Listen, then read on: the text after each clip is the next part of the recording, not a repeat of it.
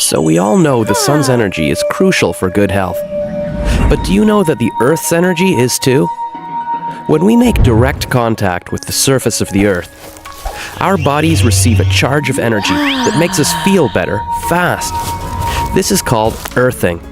You see, throughout history, people were always naturally absorbing the Earth's energy. But in today's world, we live most of our lives inside. And even when we do go outside, we usually wear shoes, which prevent us from connecting. You can start receiving the benefits of earthing by going barefoot outside. The more time, the better. This alone can be life-changing, and it's free. Because while earthing, you'll sleep deeper, feel more refreshed in the morning, and wake up looking terrific. Good evening, January 8. Andito tayo ngayon sa Capitol Commons.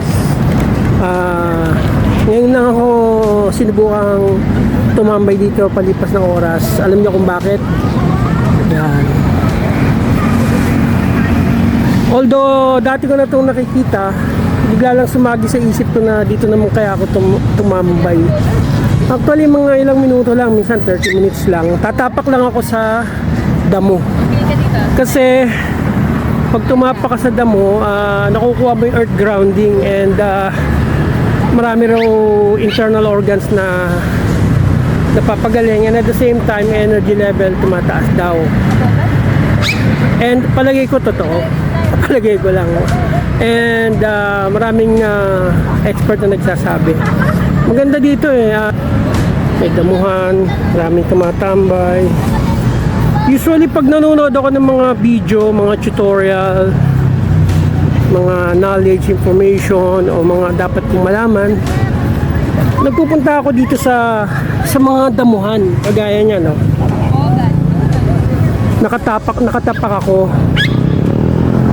Minsan nga nakakatawa nandoon ako sa yung dati kong tinatambayan, by the way, sa Greenfield.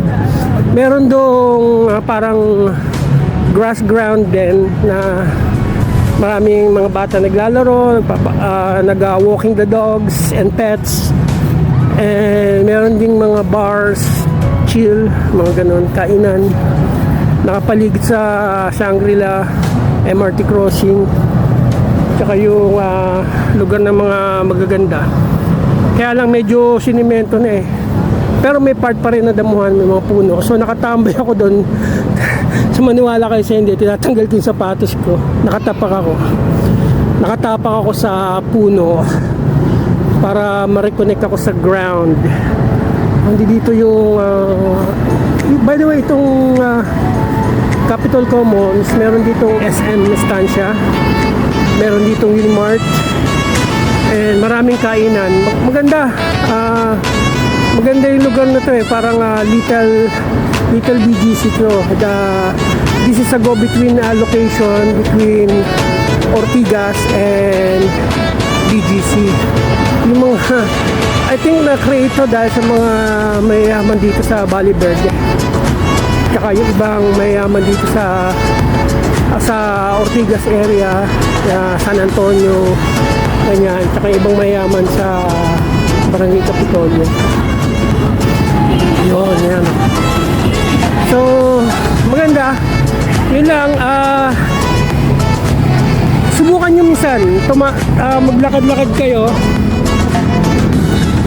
nang walang sinelas, tumapa kayo. Kung nanonood din lang kayo ng YouTube or ano ba ginagawa nyo, nakikinig kayo, nag-aaral kayo, nagre-review kayo, subukan nyo magtanggal ng sapatos, tumapa kayo.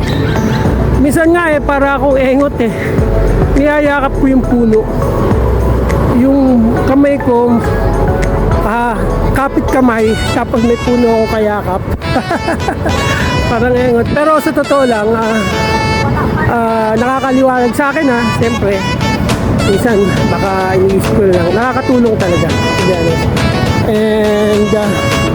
And sabi ng science, ganun nga. So subukan nyo tumambay dito.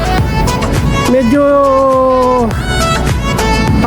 para na rin tong Greenfield area, and I think mas maganda pa nga to kasi sa Greenfield area mas makunti yung grass ground, The only thing that's beautiful there is that it's within the reach of MRT, Mega Mall, and Shangri-La area. At maraming mga high-rise condominiums doon. And na-notice ko nga doon walang mga poste. And dito rin walang mga poste. Yung mga kuryente parang sa Rockwell nakabaon sa lupa. So ang tawag dito ay community development, o sabi nila community development. So yung mga nakatira rito nakaplano na yung mga vegetation percentage area, yung mga damo, puno, parking, mall, mga necessities. So napakaganda. By the way, hindi ako tumatambay lang ako dito. Tanging ginagawa ko lang ay nakatapak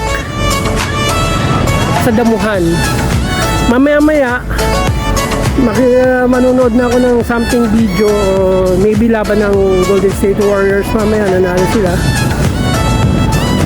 Papanoorin ko yun. Baka dito na lang din habang nakatapak ako sa damuhan. Ayan, o, di ba? So, yan yung mga technique natin sa buhay. Sabi mo lang parang kalokohan, pero sabi ng science, maganda. So, support science, di ba? Ilang naman. So, God bless. Happy January 8, 2026. Bye!